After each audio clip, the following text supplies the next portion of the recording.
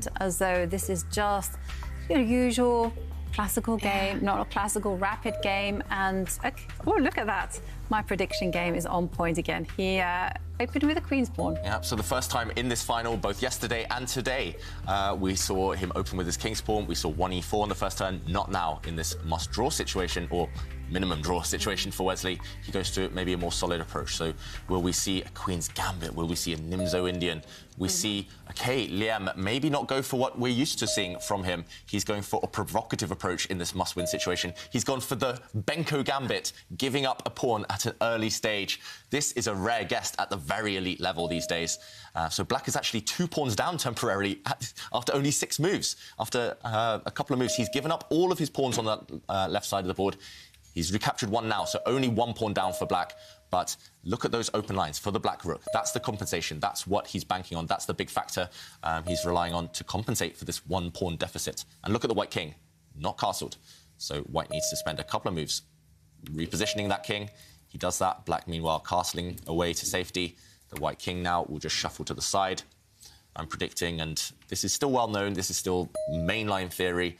Lots of top players have studied this type of position, played this type of position, but it's interesting from Liem. It's a new approach from him.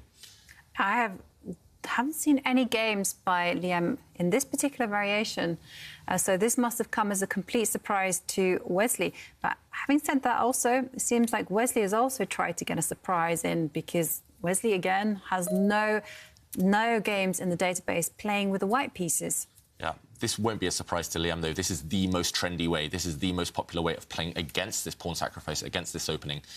Nearly every time I look at a Grandmaster game that features this, it's not often, but if a Grandmaster game features this, this tends to be what White does. White's actually, if you notice, he's traded off the light-squared bishops, so he's putting pawns on all the light squares, and this last pawn push reminds Liem that he is a pawn down. White has this extra pawn. This is also a trendy move. Black's rook shifting up, and actually next Black wants to put his queen in the corner. He wants to bring his queen across, line it up with the Black rook on this A line, and also the Black queen in the corner would be on the same diagonal as the White king. Yeah, so the main move in my database, and it also makes a lot of sense, is actually to step forward with the White queen, put her on the C2 square, and just to overprotect those pawns in the centre.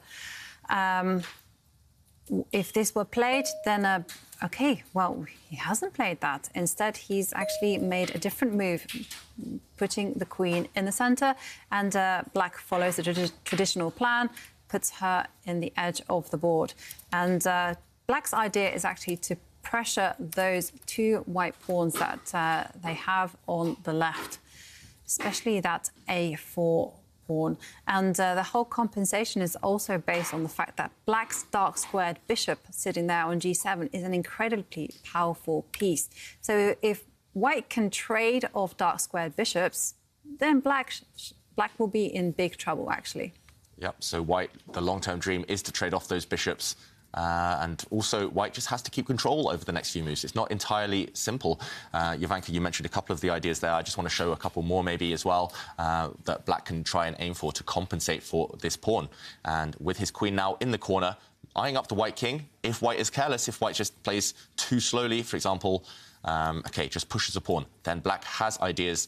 Firstly, he'll probably put his rook on this line. As you mentioned, these 2 lines are well controlled by Black. But if White continues to play slowly, then Black will just crack open the centre. And if we see pawn trades in the centre, later on, the Black queen is going to feel very happy on this diagonal. So, OK, Wesley first. He did something similar to this, actually. But first, he brought his rook up the board to a protected square. This rook nicely safe. And then when the Black rook shifted, he's brought his own rook across. So this last move is important. White's rook sitting here. He's deterring Black from opening up the centre, as I showed a moment ago. Now, if this happens, then after a trade, White's going to be far happier with his rook on an open line. So Wesley just trying to keep control. He's just saying to Black, OK, I'm still a pawn up. It's still hard for you to break out. And Black, if he thinks about it, has to maybe go for Jovanka's last point there, the last plan. This bishop is Black's best piece, potentially, on a great diagonal, so you have to open it up. And after White brought the rook across, maybe you can step back with the Black knight. This is, again, very thematic, very usual, typical type of plan here. You just want to increase this bishop's eye line, increase its scope, and suddenly there is real pressure. This knight as well could be headed towards the other side of the board later on. Yeah, and incidentally, the move that you've just highlighted there, retreating the knight, It was the move played in my database, and it's on the board. Mm-hmm. Yeah, this is standard stuff. Actually, I remember in 2014 when I was acting as a coach at the World Youth Championships, one of my students had pretty much exactly this type of position. I think just one small difference, but I remember studying it with him, and he was playing it from the black side, and he was saying, oh, I'm just a pawn down, I'm not so sure. And I said, why do you play the Benko Gambit if you're not happy to be a pawn down? But it did work out quite well for him. And wow, OK, Wesley So, he's given back a pawn temporarily. This is a new move. No one's ever done that one before, so... What's the idea? Did Wesley just blunder pawn? He moved forward with the white knight, allowing the black rook to capture that pawn, and Wesley's smiling. He just blundered the pawn back. And now everything's great about the black position. Remember, black had good compensation even when he was a pawn down. Now with level material, suddenly the black rook, the black bishop, everything's working, and this looks great for black. And totally, it was like some kind of... Mindfuck is the word I wanted to say. But, yeah, I mean, it just looks so odd just to give up the pawn just like that. I mean, I was contemplating ideas of developing the dark square bishop. Did you see Wesley there? He's literally slapped his own face. He's so annoyed at himself. Suddenly, black is easily in control. All of black's pawns are actually connected. White has an isolated pawn on the B line. Yeah. That's going to be a huge target later on. Black's just going to bring his pieces to better squares, and, wow, we might well see a comeback now. White's position is in tatters now that he has no extra pawn. Yeah, totally. I mean, one of the bad things about the white position is that take a look at those pawn structures there. The pawns in the middle of the board, I mean, they look great, but they're actually quite static because they can't move forward. And then you have the problem that black's pieces are so active. The rook is ready to pounce and move along the fourth row, just like we saw in the previous game. And if that's not bad enough, the rook coming to b4 will be backed up by a queen jumping along the b line to support that. And then the black knights, they are going to get active as well, and they're going to look at the d4 square. Yeah, so also if we compare the bishops, you mentioned earlier, black's bishop is strong. Black's bishop is doing the attacking, it's attacking a pawn. White's bishop is forced to sit at home on the square at the start of the game, defending the pawn next to it. So White's bishop is terribly passive. Wesley does have one good piece. So Wesley planting his knight on this outpost. He's just hoping that that white knight will keep everything glued together, protect everything. But that white knight can be traded off at some point. Maybe black can play around that knight sitting there, defending pawns, controlling squares, but not necessarily threatening anything. No. So it's time, as you mentioned, Jovanka, for the black queen to get active. And there we go. There she goes. And you mentioned this one good piece, but the next move that black will play will actually be to move the rook down to the fourth row and attack it. Maybe, yes. Maybe, you know. It's one idea, at least. That is definitely one idea. Another idea would be just to reroute the knights again. And I'm just looking at that knight that is sitting there pretty on c7. Kind of want to put it on d4, if I can. And, well, Wesley jumping forward with the dark squared bishop. And this is always an issue when it comes to playing the Benko with the black pieces. How do you defend against this pawn attack? Because, you know, if you step forward with your pawn to attack the bishop, then, OK, in this particular case, the bishop is attacking a pawn, but in principle, I mean, how do you react to this bishop move? You know what I want to do? OK, he doesn't actually react to it. I just want to make that point as well. You'd never, ever want to push your pawn forward attacking this bishop because you block your own piece here. So I was going to say, Jovanka, you know me, I like to get fruity with my king. So at some point, I would be tempted to just bring my king across and defend this pawn. But no, he counterattacks instead. So ignoring this pawn temporarily, ignoring the white bishop's attack against it, and going for your other idea, the one you mentioned, the black rook jumping forward and hitting this white knight and hitting it with the queen as well. Suddenly, maybe a bit of an issue for white to deal with. You never can move this knight. OK, he defends it. If you move this knight, suddenly the pawn falls. And not just the pawn, but everything across this second row is going to drop for white. So he defends the knight. It's hanging together by a thread, but you have to keep it on the square. He defends it with his rook. And now I would expect to see Liem take a timeout to defend this guy. You don't really want to trade bishops. Maybe this is OK, but you don't really want to trade bishops here. Black's bishop is so strong. You definitely don't want to block your bishop in by pushing a pawn. So I would expect this king move. But maybe there are options. Maybe Liem has more active ideas in mind. Yeah. But either way, it's the tension against this pawn that's pausing that's going to cause black to kind of take a time out from his initiative. Yes, and whilst there's a pause in the play, OK, the bishop steps forward. Surprising. Surprising, but we should also mention that the third-place playoff has seen a result. Artemiev has won and beaten Aronian. Yeah, third place for Vladislav Artemiev. Second place in the previous tournament. Third place here. How impressed are you guys with the Russian? I'm incredibly impressed. Yeah. I mean, yesterday I remember he was in a must-win situation in his final round, you know, and he did it. He managed to win, and it seems like that momentum has actually just carried on into day two. And, well, just taking a look at this position, I would, if I were white, I would just capture that bishop, no problems. Yeah. So in general, long kind of deep strategy here. Getting the bishops off the board helps, but maybe then black's knight will jump forward, and maybe the black knights are going to start attacking some pawns, and it's still very uncomfortable for white. Yeah. So I agree. I would just snap off those bishops, and I would say thank you. I really wanted to get those off the board, but still some huge problems for white long term, and it's because of the pawn islands, and especially white's weak pawn on the b2 square. Yeah. Yeah, I mean, if I really was in a must-win situation, then I probably would pick up my h-pawn, move it 2 squares, and kind of say, hey, if you're going to trade off bishops, then maybe I can threaten something. Wishful thinking. Yeah, maybe that's what Wesley will do. I don't see any immediate downside to that one either. Maybe white can just push a pawn, defend that bishop, and pass the question to black. Yeah. And, yeah, sometimes as well, another point I want to make is that having space comes with upsides and downsides. Here, white's pawns are the furthest advanced in the centre. White, especially the d5 pawn, that's super far advanced. But once pieces get traded off, the squares behind your advanced pawns become very, very weak. So that's why I kind of tried to coin this phrase, with great space comes great responsibility. And here, white has a lot of responsibility because he has this space. But controlling all the squares behind white's central pawns, it's going to be really difficult long term.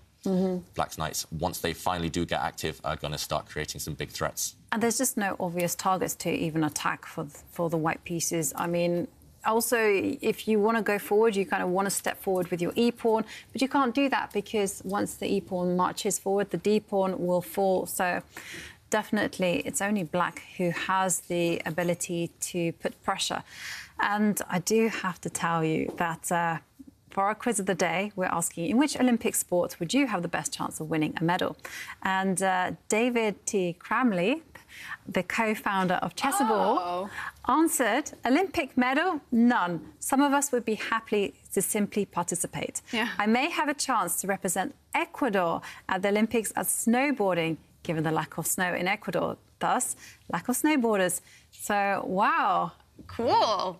A man with many talents. I know. And we might see David Cramley at the Olympics representing Ecuador. Wow. OK.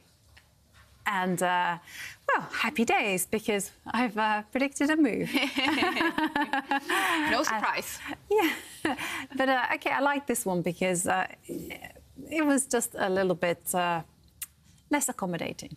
Yeah. So now black has this dilemma to deal with. Do you trade bishops? Do you take the bishops off the board? If black takes the white bishop now, white will capture with a pawn most likely, and there would be a semi-open line there on the h-file for white's rooks long term. So, yeah, maybe black initially hesitating to offer that trade of bishops. Now that he has gone for it, maybe he's regretting it. Maybe he's thinking, OK, that white pawn might even continue its journey up the board and act as a lever to open up the black king position.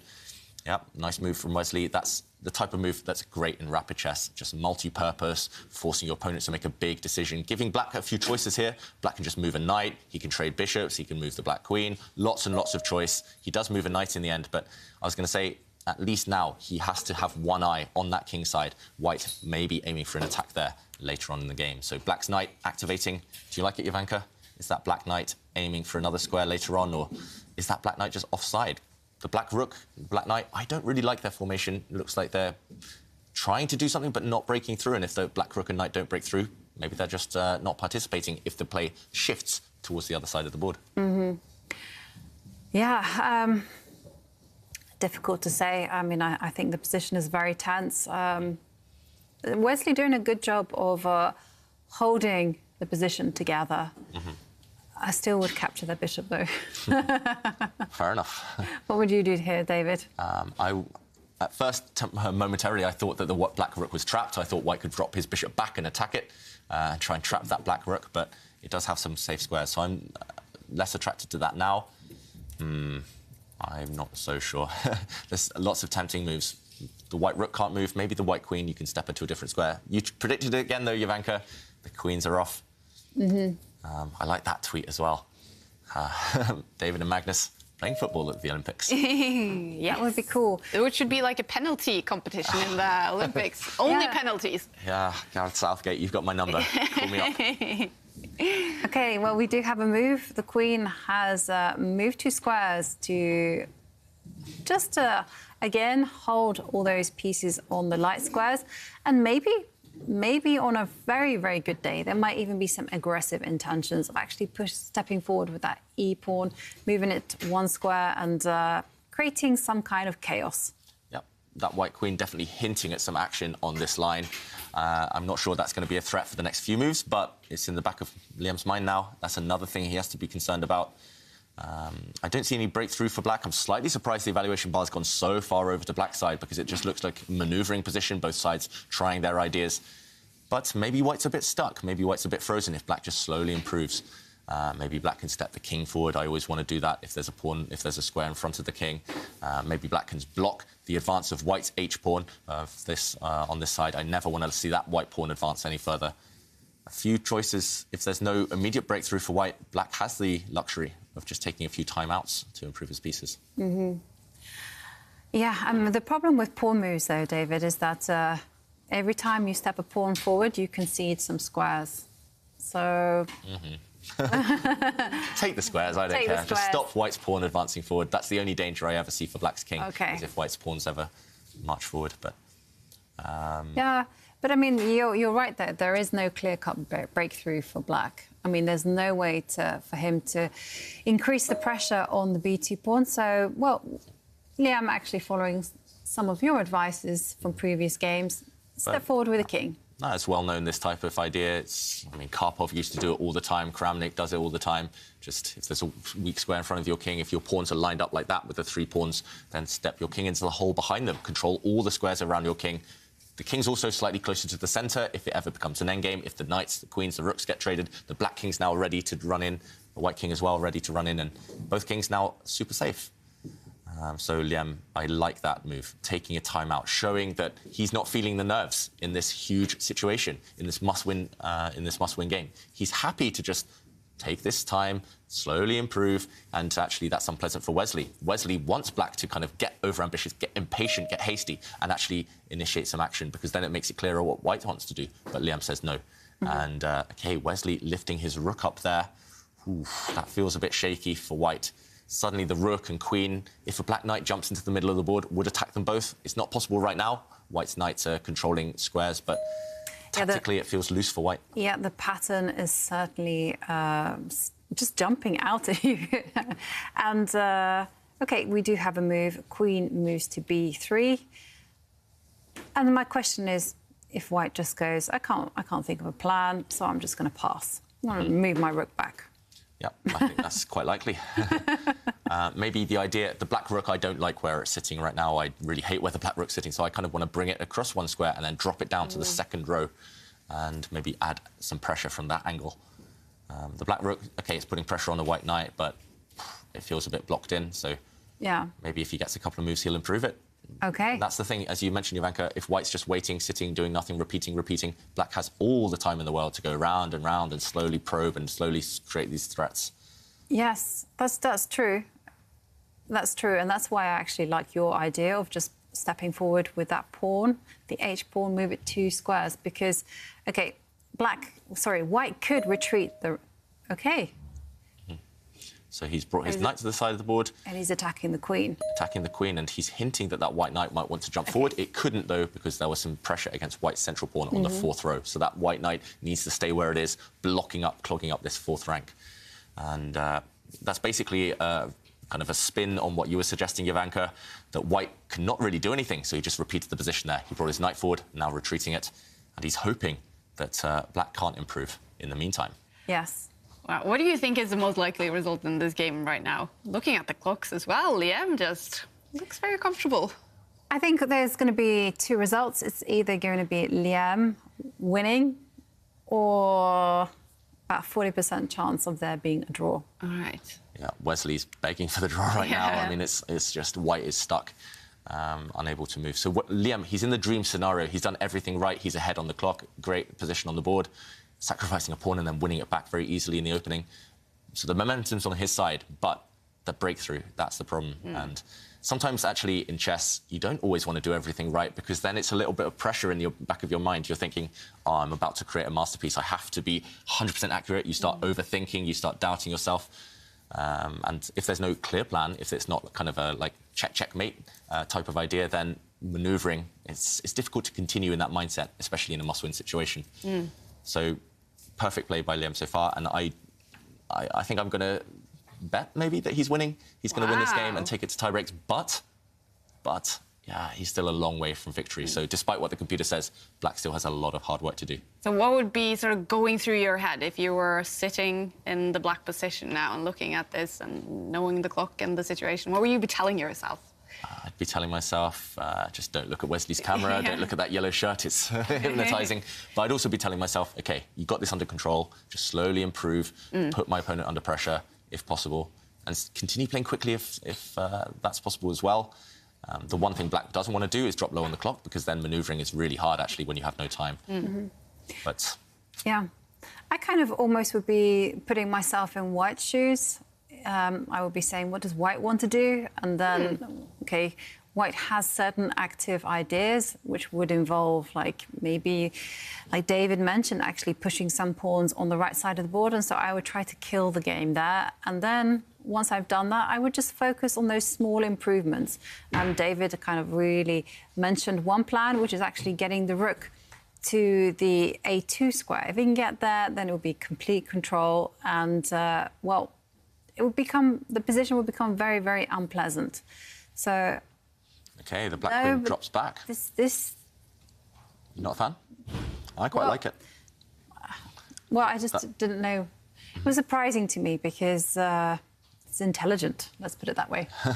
You're surprised that Liem is intelligent? I mean, no, he's shown us. No, I'm surprised by it because it's an intelligent move, that's what I'm saying. OK. Not because Liem is intelligent. Sure. But, I mean, I didn't anticipate it. I was just thinking, so there is a problem, fixed problem. OK, there's a few ideas behind Black's move. Firstly, the Black queen was actually in the way of the Black rook. Maybe the Black rook later on wants to shift to the A line itself. But also, the Black queen is just keeping an eye on White's king. So still on this long diagonal, that's always preventing any pawn breaks for White. White's only active idea ever is to push a pawn in the centre of the board, and Black shut that down, because if White ever pushes in the centre of the board, the Black queen is on the same diagonal as the White king. So just a kind of just slow, steady move there from Liem. And again, with this last pawn push, just taking control over some squares. Personally, I would have pushed that pawn 2 squares forward, just to completely block it up. But Liem, he's just inching forward. He's saying to Wesley, you can't improve your position. I'm going to take all the time in the world. Yeah. Just build the tension. And he's threatening ideas like pushing his king's pawn 1 square forward at the right time, and just to undermine that stronghold that White has on d5, you know, because after all, take the stronghold, you take the castle. So I'm liking it. I'm liking this queen retreat. It's very flexible, and we've seen Liem, this is his one of his advantages. And one thing I should say is, Liem, his air quality, that is by far the best we've seen from him in the knockout stages. We've seen him with really high CO2 levels previously, and that must be why he's playing so well today. One of the reasons, at least. Just perfect air quality there. Nice. Yeah, he's definitely... I think yesterday his thinking was maybe a bit foggy. His first day in the final, a couple of big blunders. And we saw high CO2 levels, but today, none of that. Yeah, taking action. I wonder what he's done. It was the CO2 level, so opening windows. Opening window, that's good enough. Yeah. Yep.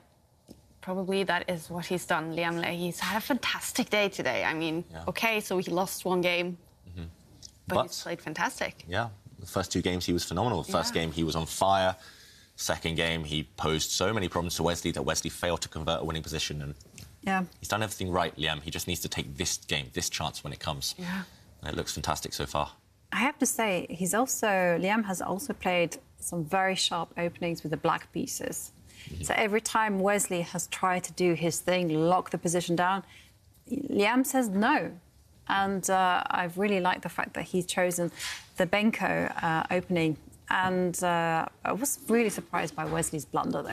Yeah, just a one-move thing, just forgot to protect his pawn. I've actually made that exact same blunder before myself in a simultaneous display that I gave a few years ago. I just moved my knight forward to that same square, forgot to protect my pawn, and suddenly the game turned. And talking of the game turning, this has taken a surprising turn, this game, because Wesley So, he's played the move that we thought was impossible. White stepping forward with his pawn there, initiating maximum chaos. But suddenly the black queen is really happy on this long diagonal. Can black not just grab a pawn now in the centre of the board? So the black knight is attacked.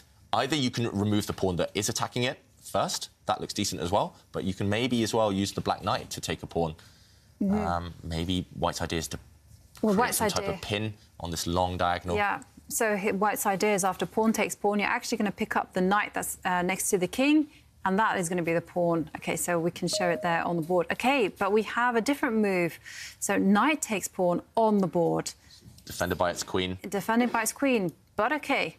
So the first question is, you can either step forward with the queen to the e4 square, or alternatively, you can play pawn takes pawn.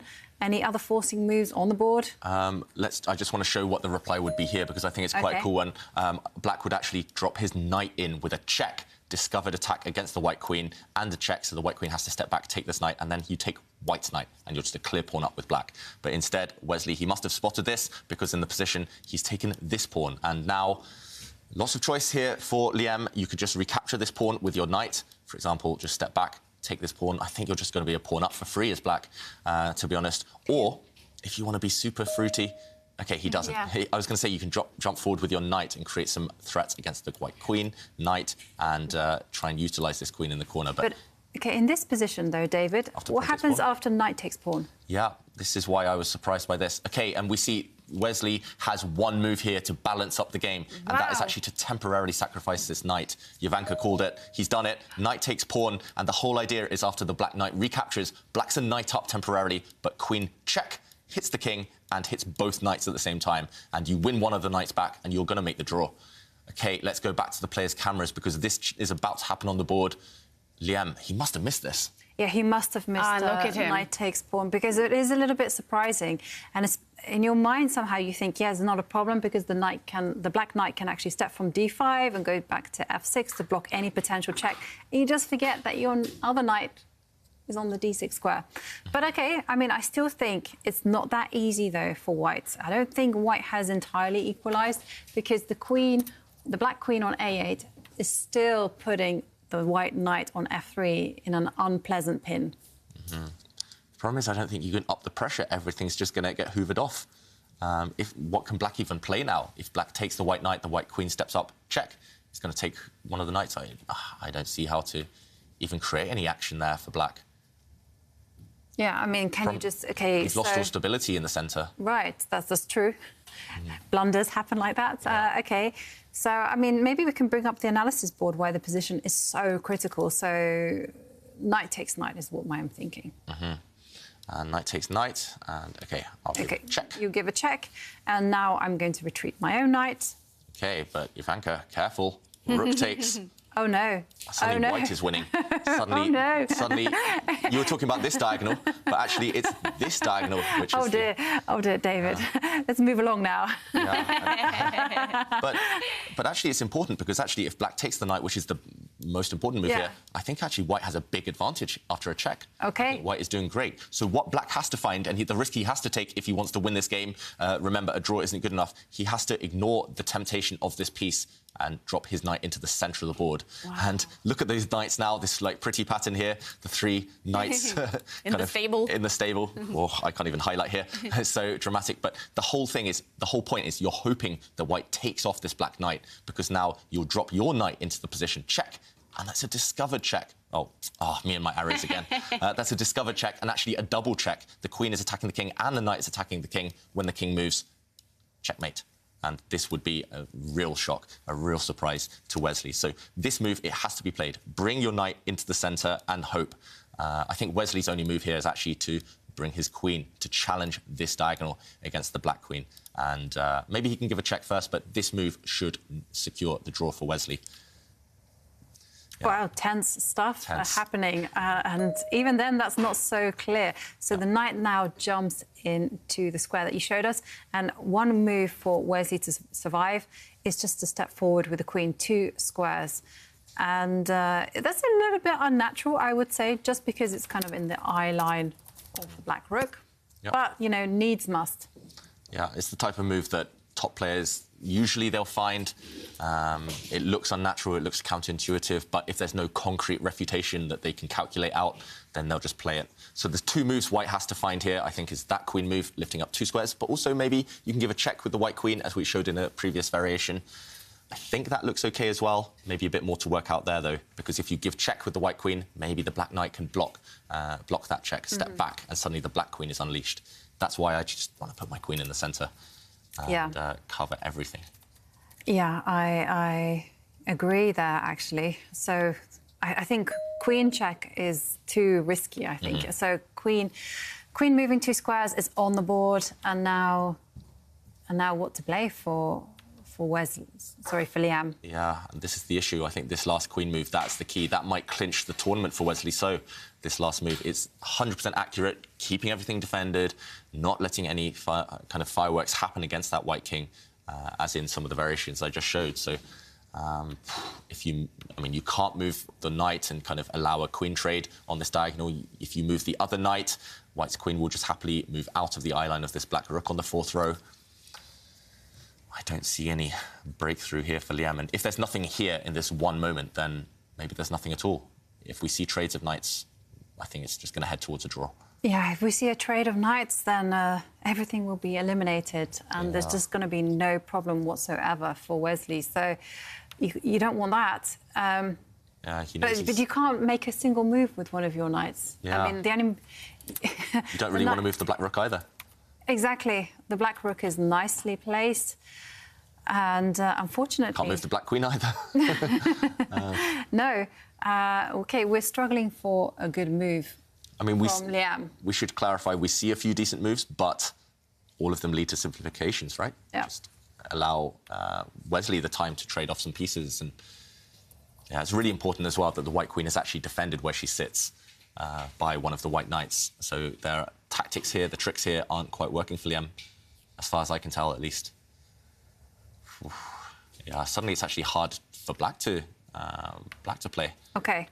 I just peeked, and the computer has a suggestion. It says, move the queen 2 squares to attack the white knight. OK, to sit next to the white knight, keep her on this diagonal.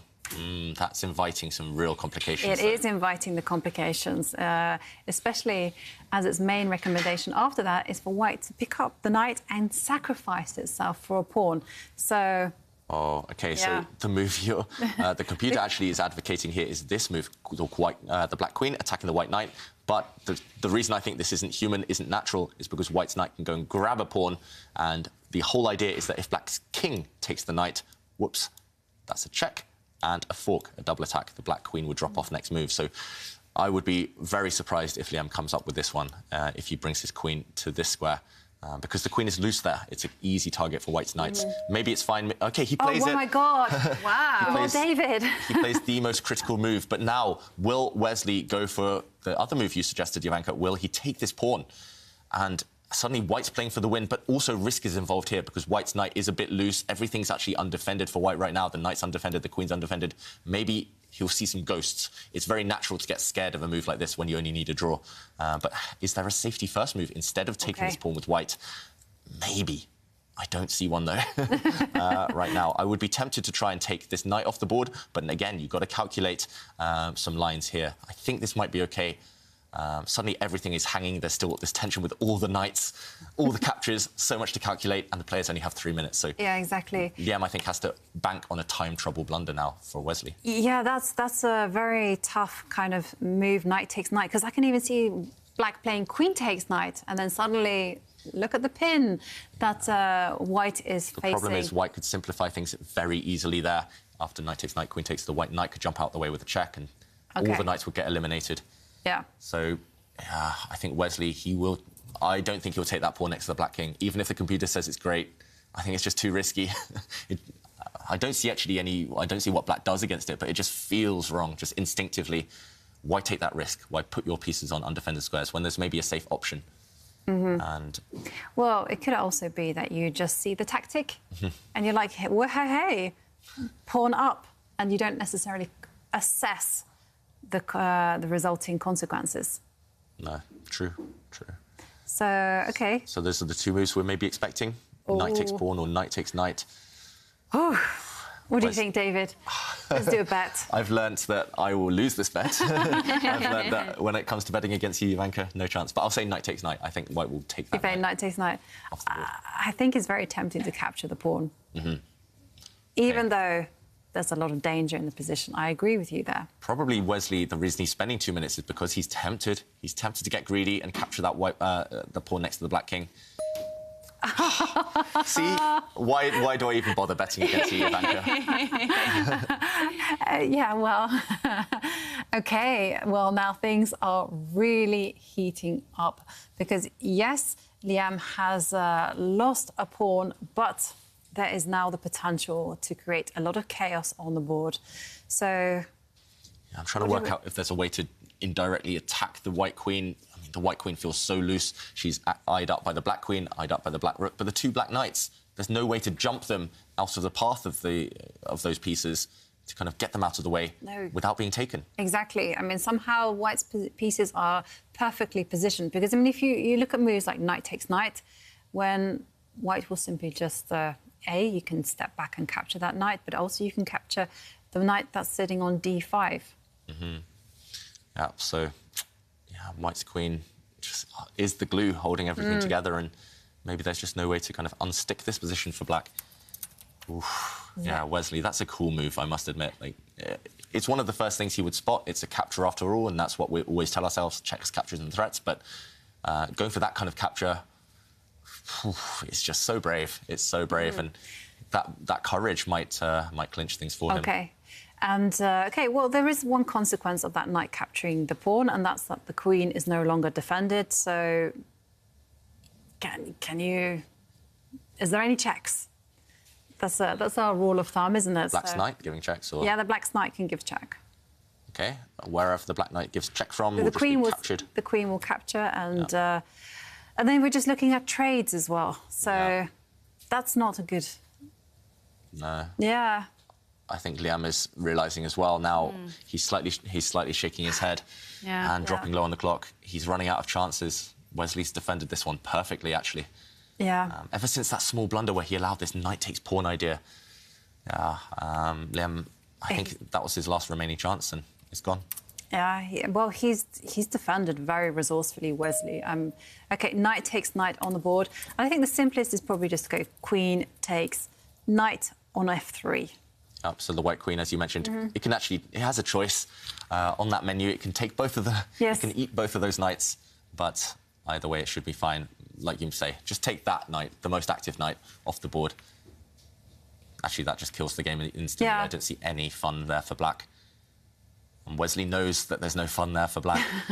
But just double-checking, just ensuring he doesn't let things slip like he did earlier today in game 2. OK, so, I mean, could there be... No, there's not even any swanky moves. OK, so knight coming to give a check on f4, but, OK, he gets captured, and now you see these huge trades on the position, and Wesley is the one with a pawn up in a rook and pawn ending. This game is going to end any moment, I think. Yeah, White is a pawn up. Only needs a draw. Yes, it's not a nice pawn, those double pawns on the F-line. They're ugly, but black has zero winning chances. And here we see Wesley is trying to initiate the exchanges that he needs to secure the tournament. So rook check, but the king will step... Well, can step anywhere, right? It can step forwards and backwards. Yeah, it can step forwards. Most likely you want to step forwards. Yeah, but I kind of want to step forwards. If you want to be safe, you can step back. And, OK, he does step forwards. Rook takes pawn. Everything's getting traded off and now. now I think we're going to see the pass of the pawn push. OK, we see a check. White's just going to give all the checks, and the problem is if the black king runs towards that white rook, then the black pawns will drop. So White's just going to give check forever. We're about to find a winner for the tournament. And there we go. It's a draw. Wesley So wins the Chessable Masters. It's over. The fantastic Wesley So winning his 3rd tournament in the Meltwater Champions Chess Tour. And his favourite, banana sweater. He does it. And there we have a smile from the champion, Wesley So. Wow. Congratulations, Tim. How impressed are you again, Jovanka, with Wesley So?